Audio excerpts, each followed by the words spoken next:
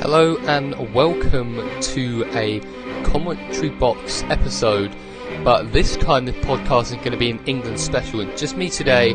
I just had a bit of time and I thought, you know what, I would make something that we can all listen to in the build-up to the game today against Tunisia. So I'm actually currently watching the Sweden-Korea match right now. It's only about 15 minutes in. It's currently 0-0, but anyway, off sidetracked, obviously.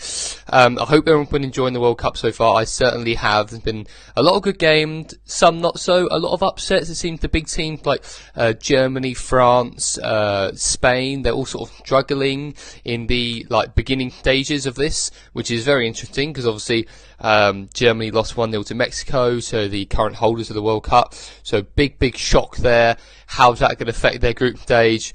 Who knows? We will come on to those a bit more in detail when it's just me and Sam. But yes, so on to this England special. So we're leading up to the game today at 7 o'clock against Tunisia. I've had a little look at Tunisia's squad. They don't seem to be too experienced. There aren't that many players who play that many games for the country as well. If you look at sort of like their top players or the most recognisable ones, you've got Khazri, who is known of Sunderland, obviously now in League One, now being relegated again from the Championship and the Premier League in previous seasons. He's their main sort of star player. He's sort of he has been quite good form recently for Tunisia. They've sort of done well in sort of recent times. They did have a friendly, I believe it was against Portugal, where they drew 2-2. They only lost 1-0 to Spain in the friendly. Obviously, these are friendlies, but if you're trying to look at something more relevant, they're the one that's going to be sort of looking at their form. What I meant to say was they're doing all right. They're in the group, obviously, of England, Panama and Belgium. They hopefully should beat Panama. They will be hoping anyway, and most teams will be in our group, to beat Panama. So England in probably the next stage up from that, because I reckon on paper anyway, Belgium definitely have a better squad than us.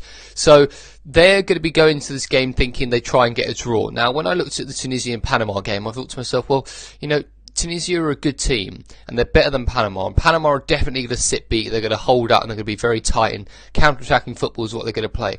Where I think Tunisia are going to be a little more open, because they're going to feel a little more confident about their squad in being better. And I think actually that we're going to do better against Tunisia than we will do against Panama. I think we're going to get a 2-0 win, hopefully, my prediction against Tunisia. And against Panama, I think it will be a 1-0 win. I just think that Panama will be a lot more tight. Harry Kane might get a header from a corner or something like that against Panama. And that will be enough just to settle us through, and we'll be happy we're getting just a 1-0 victory. And Tunisia are going to be a bit more open. They may overload a little bit on their counter-attacks, and presumably they will, because they know that we're going to probably have more of the ball than them. So it's going to be a really interesting game. I think in terms of lineup for England, obviously Pickford has been said by Southgate to sort of be that number one role. He's very likely to start in goal, of course. The likes of Maguire and Stones and Walker playing in that back three. Be very interesting to see if, under the pressure in a game that really matters, will Kyle Walker be able to do well in that sort of reformed centre-back role that he's sort of playing in, because obviously he's been previously playing as a right-back for City, although he has been a bit in that role when City have played through at the back. He has gone there, so he's got a bit of experience there already. Likely midfielders, it's looking like we're either going to play Henderson or Dyer. Most people are saying it's quite unlikely to play the two, but I don't see why not. It would be unlikely to play the two together. They've done it before in games. I was watching a sort of a tactical video that Gareth Southgate did when we drew 2-2 to Spain, and I can't remember who the two holding midfielders were. It may have been them two, but he talked about having them in the middle, how that with the back three creates a box for any sort of attackers that they struggle to get out and struggle to find any space. So that would definitely be an option for Southgate today. In terms of attacking threats, obviously we're probably going to have Kane up front, the likes of Sterling. It could possibly be Lingard or Ali or both. Again, we've seen it before. I think there's a lot of variation with this side, and I think it's very good that Southgate's got that. So when we go into a game and things may not be looking exactly how we want, we can always change and vary this. So there's always, a bit of option depending on who we're playing, or depending on who we come against, or depending on any changes in the game, as we saw in the friendly against Nigeria. when we were, I think we were 1-0 up or possibly 2-0 up, and then straight after half time Nigeria changed their squad a lot, they changed their formation, and we struggled a bit. We struggled to cope with this new system, and we had to adapt, and in those 10 minutes Nigeria scored, and obviously it's a higher class team.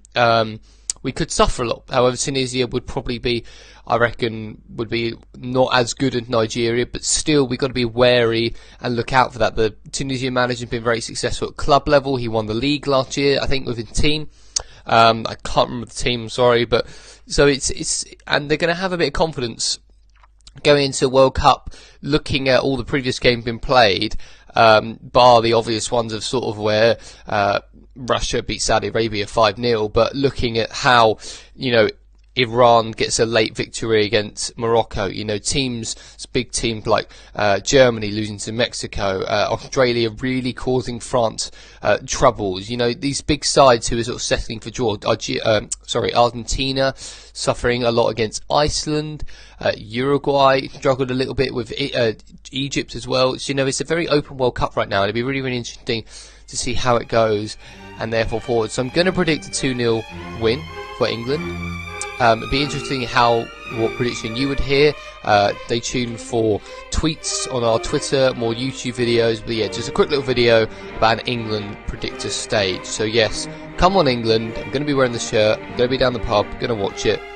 We want to get the win. 2-0 win would be lovely. See you next time.